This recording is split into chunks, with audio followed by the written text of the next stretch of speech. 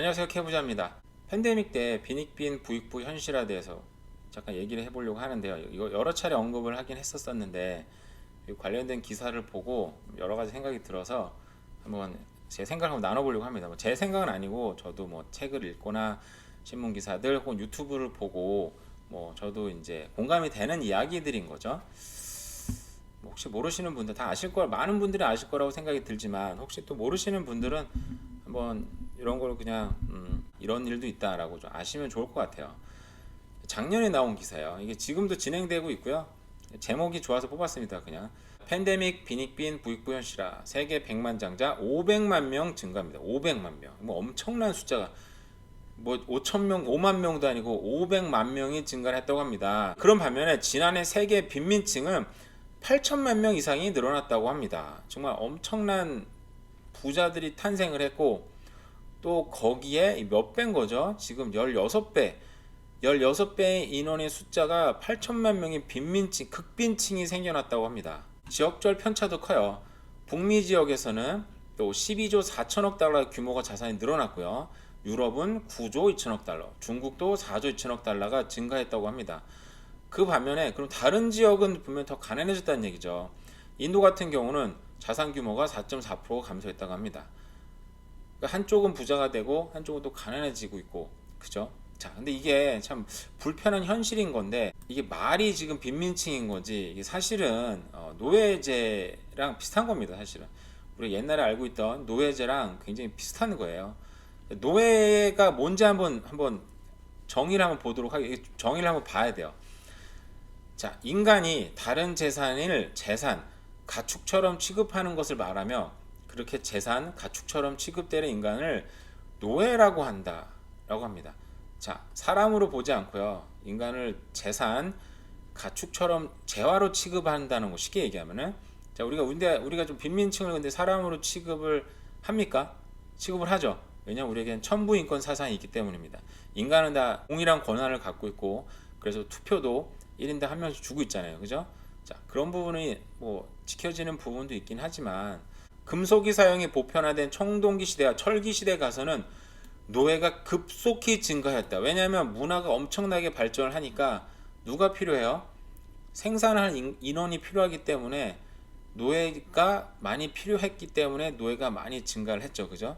자, 경제가 증가하며 경제가 빠르게 성장하면 노예가 필요하다는 거 또 계속 볼게요. 함무라비 법전 그리고 여기 고조선 법조문에 그 노예 수메르 문명, 고대 이집트, 바빌로니아, 아시리아, 고대 그리스, 고대 로마, 이슬람, 아랍 제국 이게 딱 들어봤을 때 이 문화권들은 어떤 문화입니까? 기록에 남아 있고 역사에 남아 있는 문화들은 굉장히 번성한 문화들이에요. 그죠? 이런 번성한 문화들. 또 뒤로 보면 여기 아리스토텔레스 같은 철학자들도 선천적 노예 제도를 인종하였다. 이는 즉 태어날 때부터 노예인 사람도 있다는 생각이었다.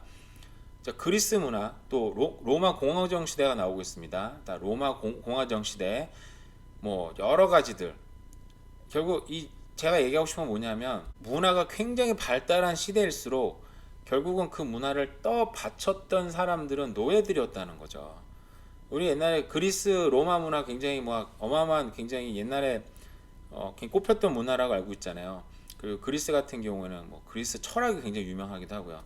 자, 그리스 철학 쉽게 얘기하면 그런 광장에 모여서 사람들이 늘 이런저런 얘기하고 의견을 나누고 떠들고 했던 사람들인 건데 그들이 그렇게 유유자적 아침부터 그런 광장에 모여서 그냥 좀 수다를 떨고 얘기를 할 수 있었던 배경은 돈입니다. 돈. 그만큼 자산이 있고 부유한 사람들이 거기에 모여서 정말 쓸데없는 공허한 얘기, 우주는 무엇으로 이루어져 있는가, 우리의 그 물질은 무엇으로, 정신은 어디까지 연결되는가, 이런 쓸데없는 얘기, 우리가 정말 육체적인 노동을 막 힘들게 하면서 그런 말도 안 되는 얘기 합니까? 전혀 안 하잖아요. 할 일이 없고 그죠? 정말 시간이 많은 사람들 할 수 있는 일들인 거예요. 그런 사람들은 결국은 뭐다? 굉장히 엄청난 부자들. 결국 그 부자들을 떠받은 그런 엄청난 문화를 떠받친 문화는 결국은 노예 제도였다라는 거죠.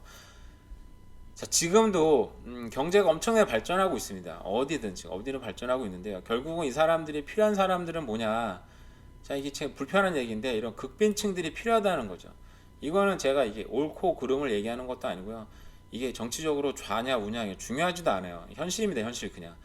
자, 이런 극빈층들이 생겨야 이런 빈층들을 위해서 그들이 부가 정말 부자로 흘러 들어가고 이게 바로 지금 자본주의 문화를 떠받들고 있다라는 거죠. 그래서 정말 이거 생각이 좀 정리가 제대로 막 된 상태로 얘기하는 건 아닌데 우리 같은 서민들은 또 중요한 게 뭐냐면 여기서 중산층으로 계속 남아 있어야지 여기서 떨어지면 문제는 나는 괜찮습니다. 정말 나는 괜찮은데 정말 크게 문제를 몸으로 부딪힐 사람들은 우리 자녀들이에요, 사실은. 지금 내 세대 때 중산층에 머물지 못하고 중산층으로 올라가지 못하면 우리 다음 세대 때 정말 너무너무 힘들게 살 수밖에 없습니다. 지금 왜냐하면 부들이 더 실물 자산에 몰리고 있고 미래가 굉장히 불확실한데도 불구하고 어떤 사람들은 부채가 없고 돈 지금 굉장히 여유가 있는 상태에서 집 가격이 떨어질 때 더 많은 자산을 사고 있다라는 거.